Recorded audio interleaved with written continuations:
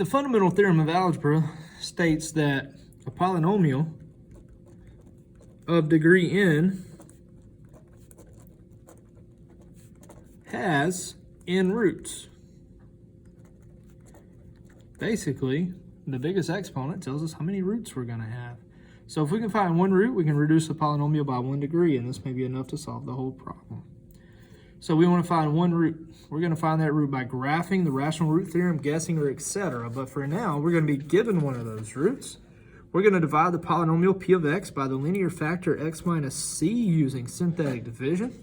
We're going to rewrite the polynomial p of x as x minus c times q of x, where q of x is the quotient that we got when we did synthetic division. We're going to repeat steps 1 through 3 until a polynomial of degree 2 is obtained. We're going to solve the resulting quadratic polynomial using the quadratic formula,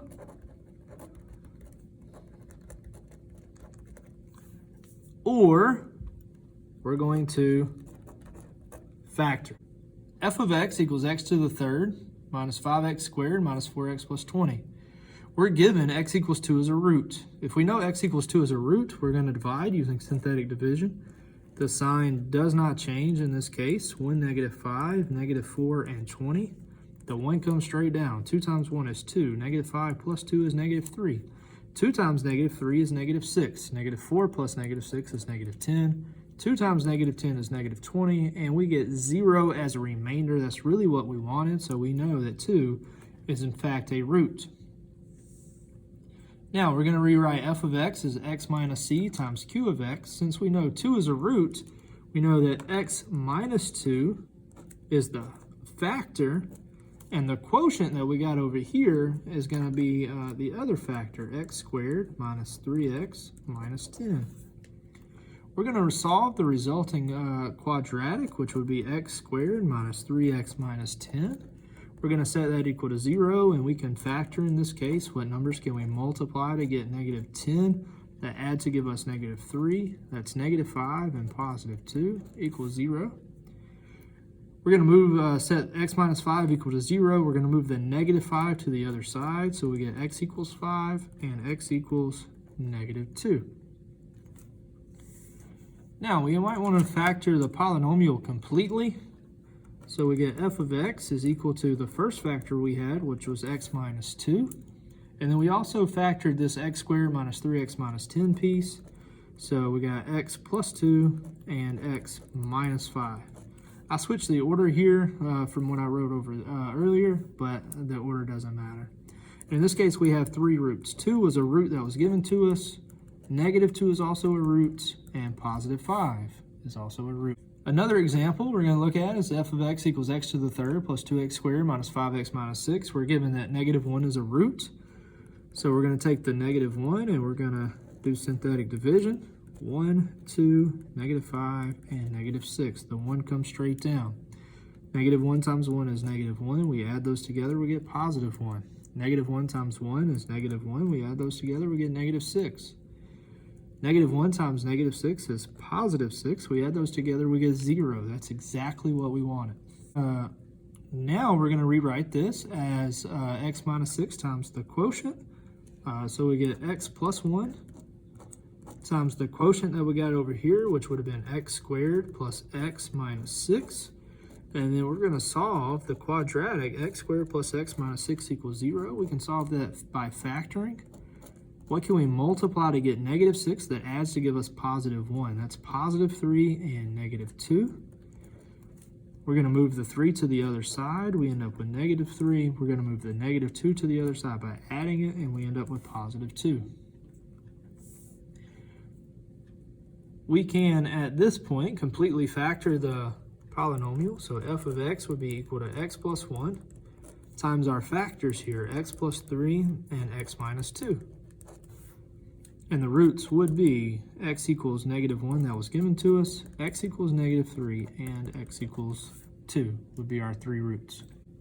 Again, we want to find the roots of f of x in this example. X equals 1 was a given root, so we're going to divide using synthetic division. There is no x squared piece, so we need to put a 0 in its place. -7 and 3.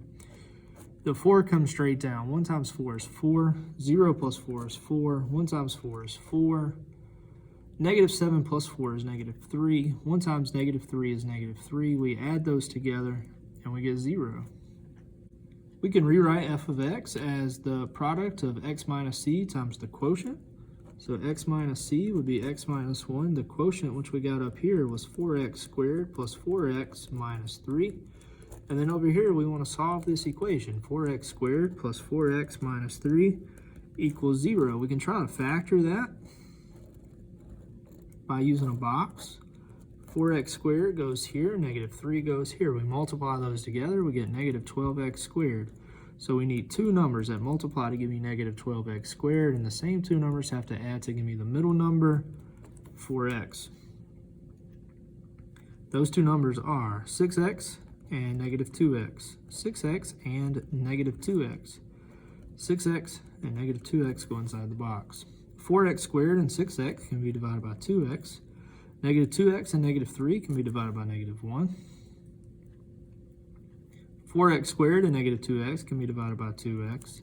6x and -3 can be divided by 3. So we get 2x minus 1 equals 0. We can add 1 to both sides. So 2x equals 1 and divide by 2. So we get x equals 1/2. We also have the equation 2x plus 3 equals 0.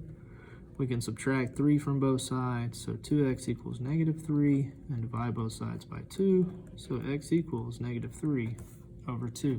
If we want to write the completely factored form, it's going to be x minus 1 times the factored form of this.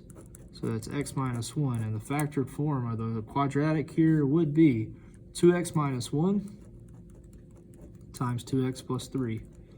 We have three roots. They are x equals 1, the one given to us, x equals 1/2, and x equals -3 over 2. Lots of examples.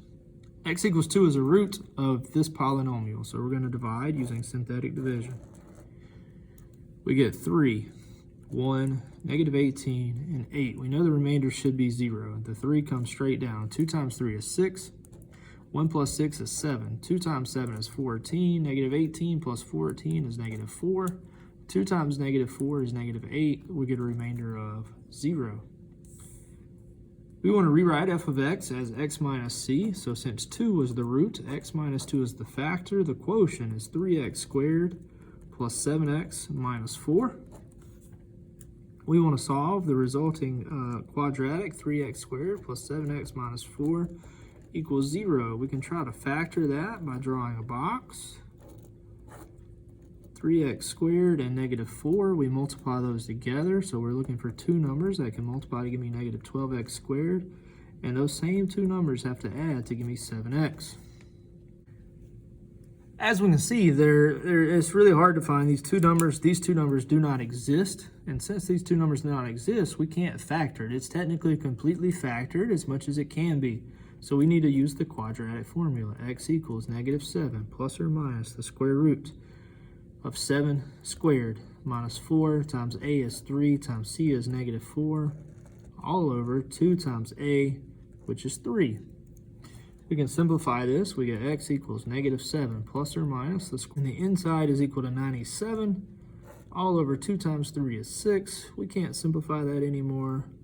So those are our roots to the quadratic. They factored completely. We can't factor it any more than x minus 2 times 3x squared plus 7x minus 4. We do have 3 roots still, x equals 2, and x equals -7 plus the square root of 97 over 6, and x equals -7 minus the square root of 97 over 6. All right, in this case, we have a rational root. 1/3 is a root, so we're going to divide. We're still going to use synthetic division, even though it's a fraction. We're going to do it the same way. 9, 6, 18, and -7. We bring the 9 straight down. 1/3 times 9 is 3. 3 plus 6 is 9. 1/3 times 9 is also 3. 18 plus 3 is 21. 1/3 times 21 is 7, and -7 plus 7 is 0, which is what we want. So we get x minus 1/3, which we don't really want to leave it like that. We can bring the 3 in front. So we end up with the factor of 3x minus 1 times the quotient 9x squared plus 9x plus 21. We want to solve the resulting quadratic, which is 9x squared plus 9x plus 21 equals 0. Looking at this, if we were to find the discriminant, we see that the discriminant b squared minus 4ac, which would be equal to 9 squared minus 4 times 9 times 21 is going to result in a negative value. Value is negative 675.